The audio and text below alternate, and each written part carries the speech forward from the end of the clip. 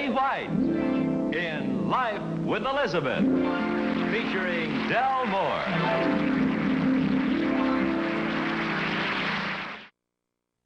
Incident number 1 in the life of Elizabeth occurred because of Mama's letter. You probably have someone in your family who writes the way Elizabeth's mother does. Oh, long letters, full of interesting news. There's just one thing wrong. Nobody can read them. Elizabeth, how are you tonight? Mama's handwriting pretty bad? Regular hand tracks, huh? Oh, by the way, Alvin's trying to get your attention. Elizabeth. Mm-hmm. Elizabeth. Hmm? Elizabeth, are you listening to me? Mm-hmm. You haven't heard a word I've said, have you? Sure I have. Okay, what did I say? This ought to be good. What ought to be good? Go on, repeat what I said. You said Elizabeth, and I said, You said Elizabeth again, and I said, You said, are you listening to me? And I said, uh-huh. And you said, you haven't heard a word I've said, have you? And I said, sure I have. And you said, okay, what did I say? This ought to be good. And I said, what ought to be good? And you said, go on, repeat what I said. So Don't be so smug. Alvin, did you know that smug spelled backwards is gums? So what? I just thought you'd like to hear a joke with teeth in it. Look, honey, I'm going to let you sit down here because I admire courage. And it takes real courage to tell gags like that. What have you got there?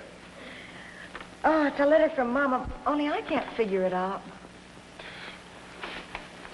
What makes you think you can figure it out any better over here than you did over there? So you're going to help me? Oh. What does this say? Let me see it. Honey, I can't figure out your mother's writing. I know, it's pretty bad. Sometimes I think she writes in code. Grands, clod, he, slat. No, that says grandfather lost his hat. Doesn't she cross her T's? She dots the T's. Crosses the I's. Well, why, for goodness sake? Well, some people are left-handed, and Mama's left brain. Now, let's see if we can figure this thing out. She dots her T's and she crosses the I's. Does she cross anything else? Papa. Look, honey, I asked a sensible question, and I expect a sensible answer. Does she cross anything else? No. Okay. But she has a wonderful picture of Washington dotting the Delaware.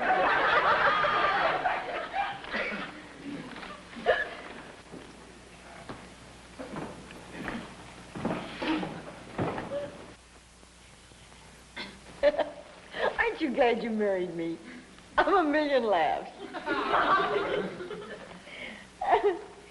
Honey, is a virus very heavy?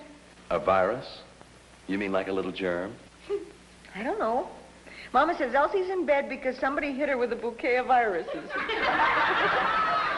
Now, it doesn't say that, and you know it. Okay, I'll be serious. Maybe this is important. I'll be lucky if I can figure out half of what Mama says. Now, this, for instance.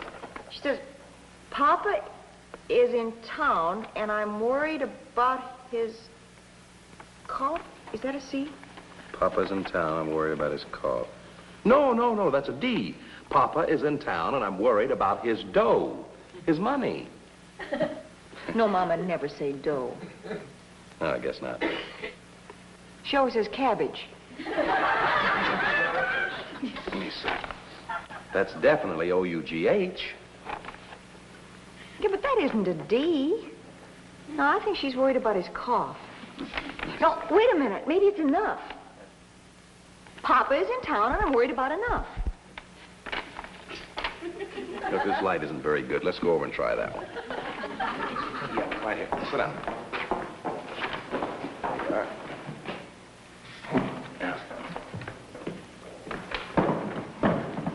Now, look, right here. Now, you agree that that's O-U-G-H. Well, I think so. Unless maybe this isn't town at all. Mm-mm. Well, sure, here. Papa is a clown, and I'm worried about his laugh. There's only one way to settle this. I'll be right back. Honey, I still think I was right in the first place. Papa is in town, and I'm worried about his cough. No, Papa nearly drowned, and I'm worried about his cough. Something left over from my butterfly hunting days. It's only your fingernail. Oh, I thought I cut myself. Aha! Look at there, Elizabeth. Plain as day, see? That is clear now, isn't it? Grandfather lost his hat.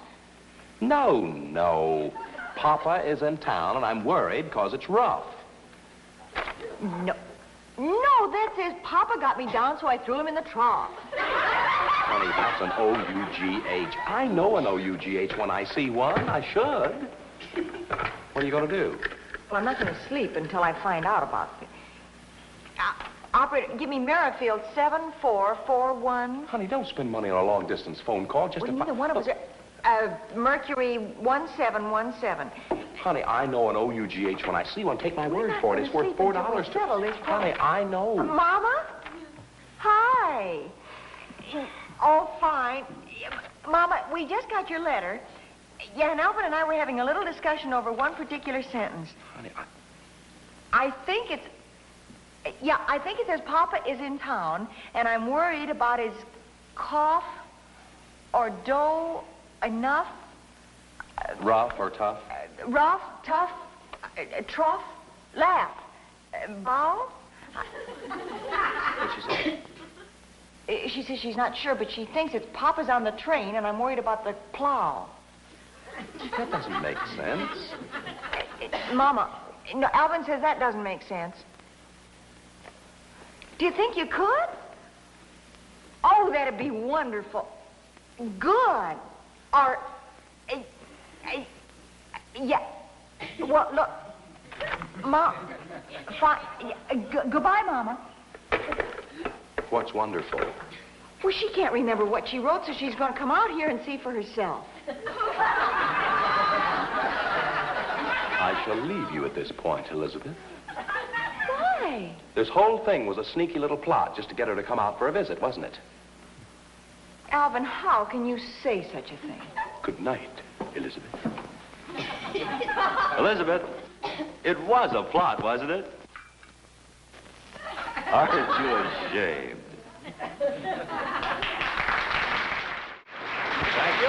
And in just a moment, we'll bring you incident number 2 in Life with Elizabeth. Number 2 in the life of Elizabeth occurred because of the Brotherhood of Omnipotent Brothers. That's Alvin's lodge. Seems that the Brotherhood is putting on a dinner, and Elizabeth and Alvin are getting ready to go. As you can see, Alvin's happy. He sees a long evening ahead of him. Speeches, chicken a la king, and plenty of backslapping. As you can see, Elizabeth is unhappy. She sees a long evening ahead of her. Speeches, chicken a la king, plenty of backslapping. It all depends on your viewpoint, I guess. Come on, honey, hurry up. We have to be at the lodge hall at 8:30 sharp. Alvin, we may have to be there at 8:30, but believe me, with that gang, we don't have to be sharp. Now, honey, don't be like that. You'll have a million laughs. Charlie's going to be Toastmaster. I don't like toast. Come to think of it, I don't like Charlie. Honey, don't just sit there. I want my wife to be the most dazzling woman at the banquet. What are you going to wear? Blue jeans. You're real cute. Hey, I'll help you. Hey, which perfume are you going to use? Some of the cheap stuff.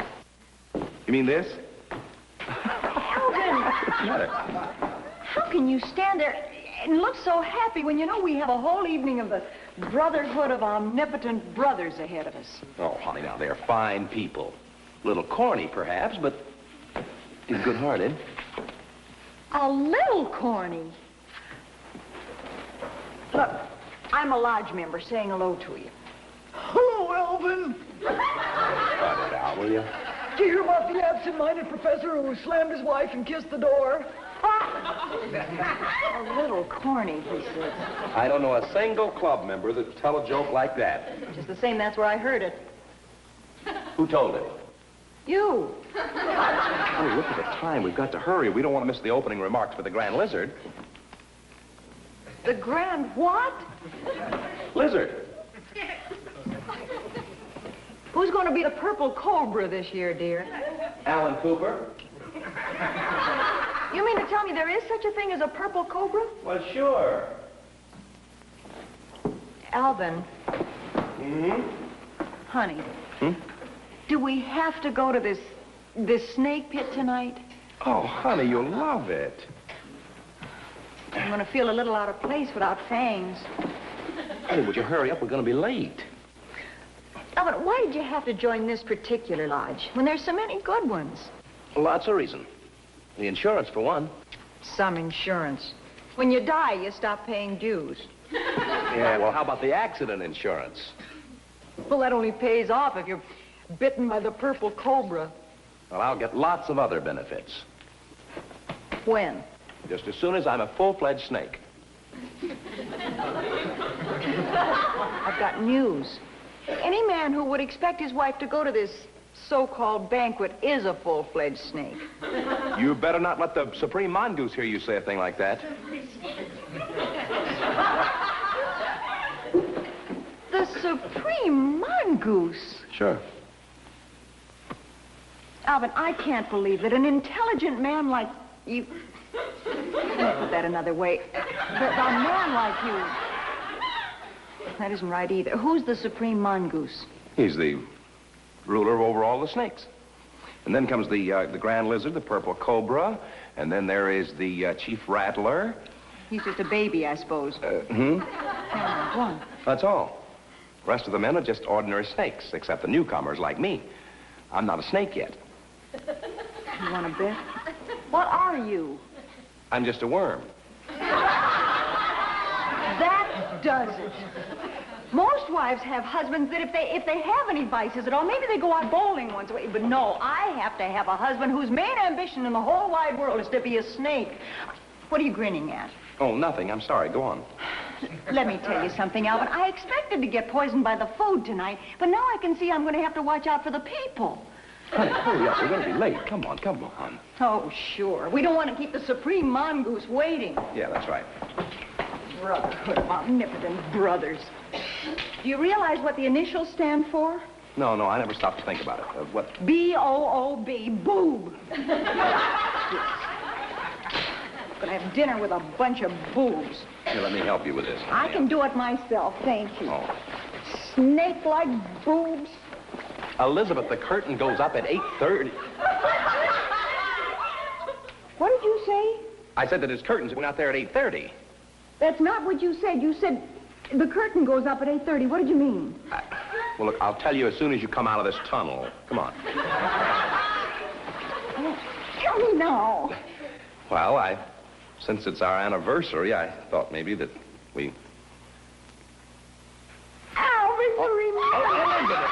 Look, I refuse to be kissed by a headless woman. Get out of this thing. There you are. You mean we're not going to that horrible banquet tonight? Of course not. Look at that. Sweet. Huh? Alvin, I can't go to the Philharmonic looking like this. Look at my hair. Honey, look at the time. We've got 15 minutes. Come in the car. Come on. Alvin, did you make up all that stuff about the snakes? Well, maybe just a little bit. Come on. Let's Wait a minute, let me get my purse. Honey, look, Arturo.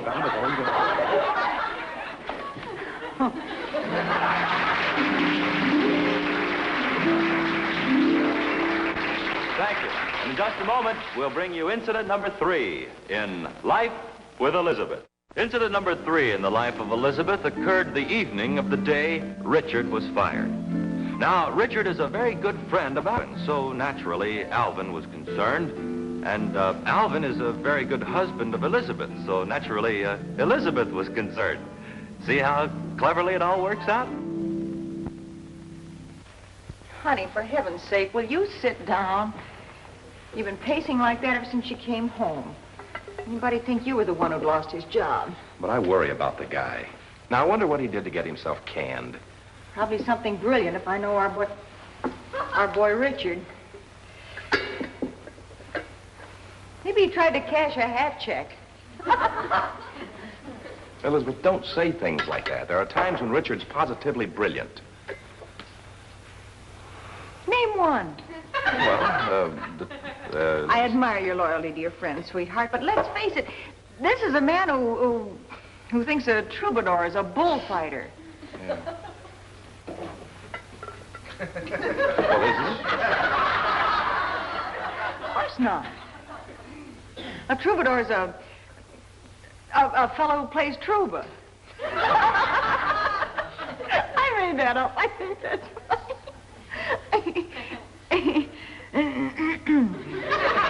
Are you through making fun of my friends? Oh, darling, I was only kidding you. Come here a minute. Come here. I think the world of Richard. You do not. You keep saying he's stupid. Now, you're getting completely off the subject. Come here. The thing we have to do when Richard comes here tonight is try to get his job back for him. Or at least help him get a new one. The fact that he's not very bright just simply complicates matters a little bit. Now he's not very bright. Before he was stupid, and now he's not very bright. Will you calm down? The point is, stupid or not, I like Richard very much, and I want to help him. Then if you like Richard, apologize for what you just said about him. All right, I think he's very sweet and gentle and completely non-compos mentis.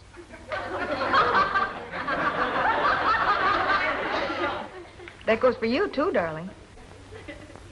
Thank you, dear. Oh, there he is. Yeah, I'll get it. Oh. Hi, Richard. Hello, Elizabeth. Hi. Hi, Alvin. I brought you your evening paper. That silly paper boy threw it clear over on the neighbor's lawn. You don't take any evening paper, Richard. It must belong to the lady next door. Well, no wonder she put up such a fight. Yeah, she's quite a scrapper. Oh, you two sit down. I'll take it back to her. Yeah. Look, would you do me a favor? Please concentrate a little tonight. I think I can take her if I go into training. Never mind. Never mind that, Richard. Elizabeth and I have been discussing you, and I want you to help me convince her that you're a brilliant man. Okay. Now, what did I just say? You want me to convince Elizabeth that you're a brilliant man. No, I want you to make... Here she comes. Alvin? Hmm? Come here a minute. Sure.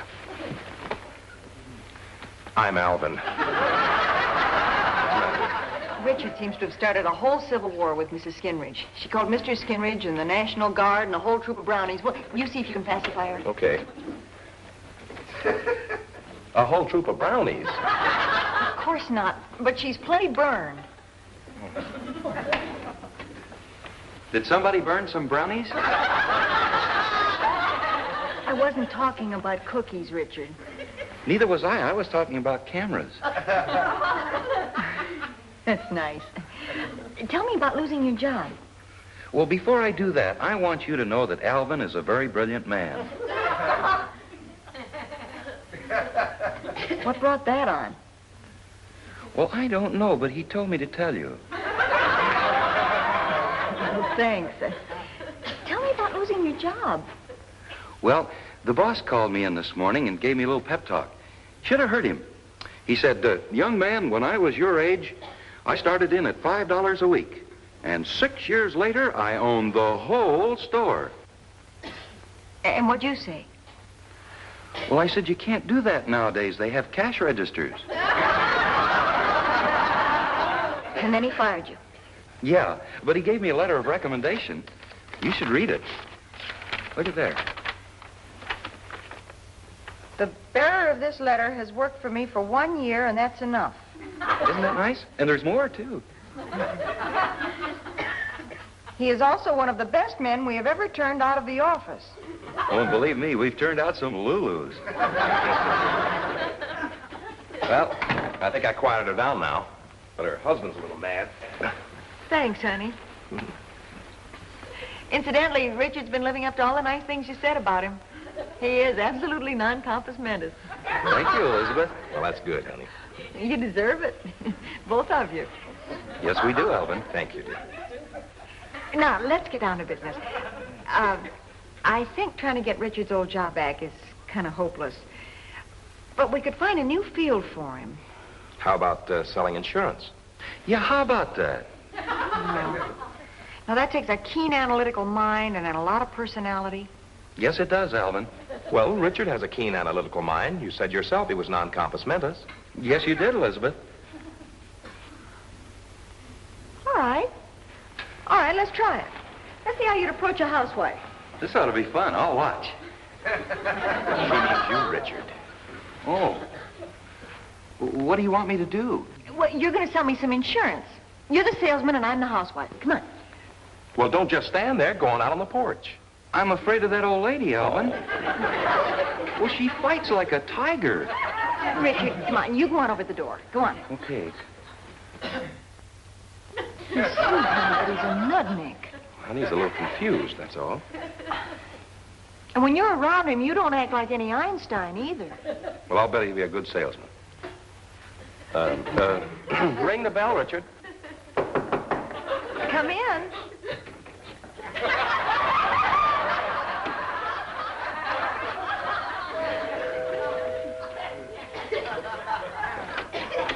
Yes?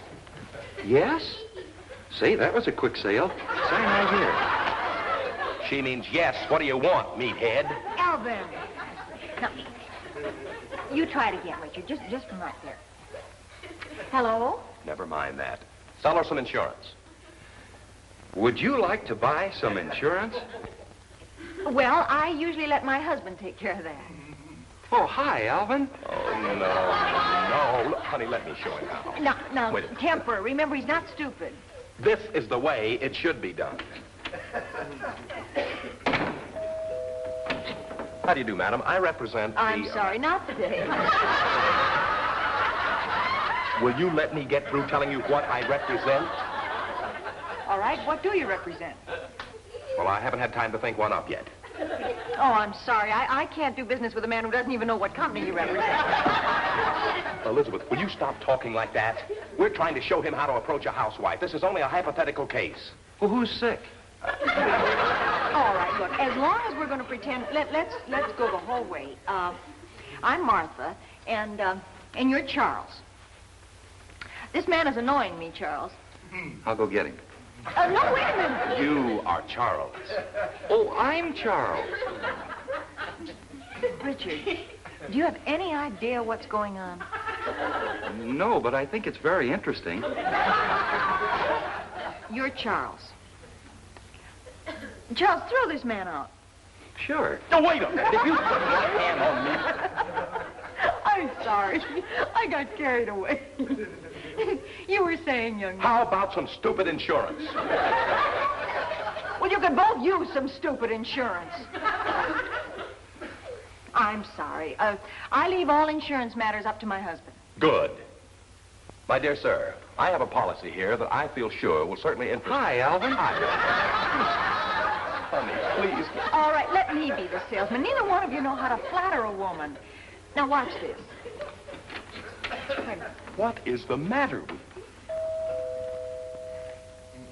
Open the door, Richard. Hello, little girl. Is your mother here? I'm Charles. I give up. Well, you mixed him up. What's the big idea of calling him a little girl? Alvin's right, Martha. That was flattery. When you ask the woman at the house if her mother's in, she thinks...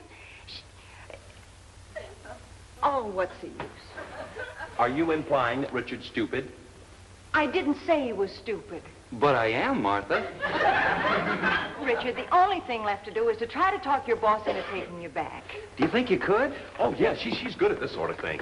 What's his name? Mr. Skinridge. Skinridge? I'll call information. Oh, brother, that did it. What's the matter? Do you know Mr. Skinridge? You just stole Mrs. Skinridge's paper. Well, Martha, how did I know? Well, the last time you brought it in so that How did you last with one year with those came people? home Why from don't the you get office along and more? sit down and read. Hey, and I just brought it in. Hey! Say goodbye to the people. Goodbye, everybody. Look, you can get a shot at In just a moment, Betty White will return to say goodbye. Say goodbye to you is the lovely star of our show, Betty White. Thank you, Jack, and thank you, everybody. Thank you. As always, we've had a wonderful time. I hope you have. And just before Richard left, he whispered a little word of philosophy that I think is worthy of passing along to you. As he put it, all's well that ends. Once again, till we see you again. Goodbye, everybody.